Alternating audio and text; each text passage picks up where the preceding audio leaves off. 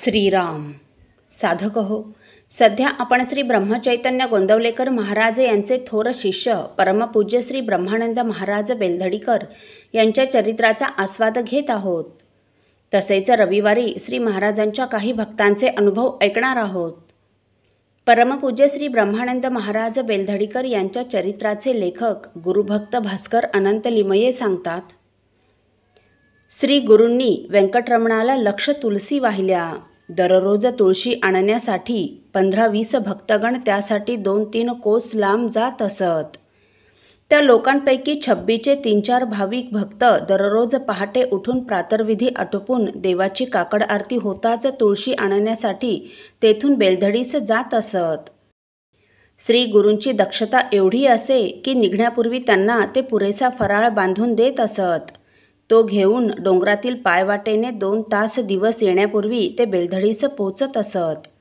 जाताच श्री रामचंद्राचे दर्शन घेऊन नंतर रामतीर्थाला जात असत. रामतीर्थ हा मळा आहे. तेथे नाना तऱ्हेची फुले व तुळशी पुष्कळ असत.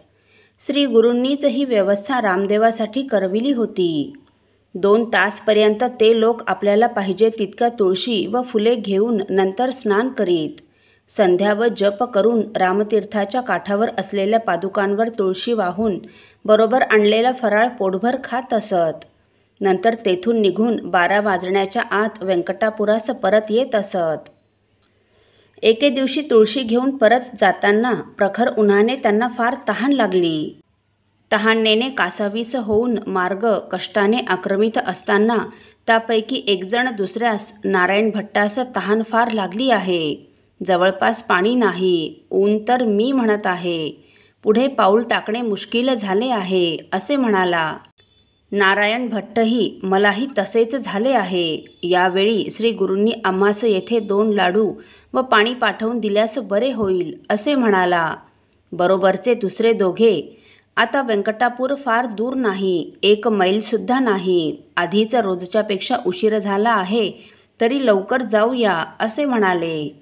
सर्वजण हळूहळू थोडे गेले असतील नसतील इतक्यात समोरून श्रीगुरू एका शिष्यास बरोबर घेऊन त्यांच्याकडे येत असलेले पाहून, हा स्नान करून तुळशी घालण्याचा समय असता यावेळी हे इकडे कोठे निघाले असावेत असा आश्चर्यचकित होऊन विचार करू लागले.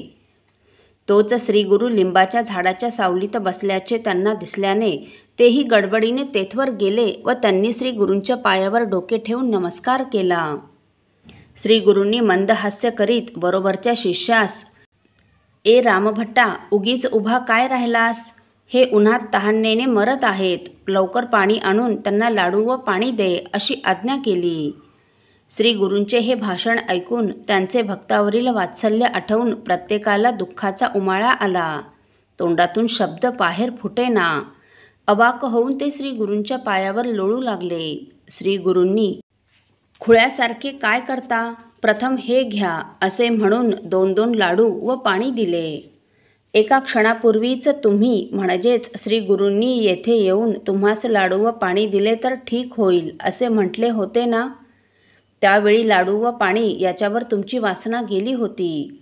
ते पदार्थ तुम्हाला मिळालेही. असले जड पदार्थसुद्धा उत्कट इच्छेने जर स्मरण करताच मिळतात, तर सगळीकडे सचेतन रूपात भरून उरलेल्या त्या भगवंताचे स्मरण करताच तो का मिळणार नाही याचा विचार करा. तो मिळावा अशी उत्कट इच्छाच मुळी आपल्यात नसते, म्हणून तो मिळत नाही एवढेच. तुळशी वाहण्यास उशीर होत आहे, लवकर चला असे म्हणून श्री गुरु उठून चालू लागले व ते सर्व लोक मनात खजील होऊन त्यांच्या मागोमाग गेले.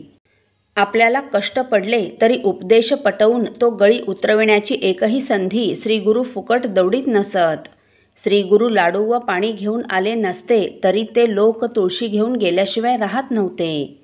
श्री गुरूंची तऱ्हाच अशी होती की लोकांना जेऊ खाऊ घालून हसत खेळत ते त्यांना परमार्थाच्या मार्गास लावीत असत. असे प्रसंग वरचेवर घडवून आणीत असल्याने त्यांच्या प्रत्येक प्रसंगीच्या वागणुकीवरून अनेक तऱ्हेचा बोध लोकांच्या हृदयपटलावर कोरला जात असे व स्वाभाविकच त्यांच्यात सद्भावना निर्माण होत असे. असो साधक हो, आतापर्यंत आपण श्री व्यंकटेश देवालयाच्या जीर्णोद्धाराचे वर्णन ऐकले. आणि आता त्या देवस्थानातील स्वयंभू मूर्तीबद्दल यथासांग वर्णन आपण पुढील भागात ऐकणार आहोत. श्रीराम समर्थ. आपल्यातील कोणा श्रींच्या भक्तांना श्रींचे काही अनुभव आले असतील तर कृपया आपण मला ते 9422843253 अथवा सुनील दादांच्या 9892608401 या व्हॉट्सअप नंबरवर कळवावेत अशी नम्र विनंती. श्रीराम समर्थ.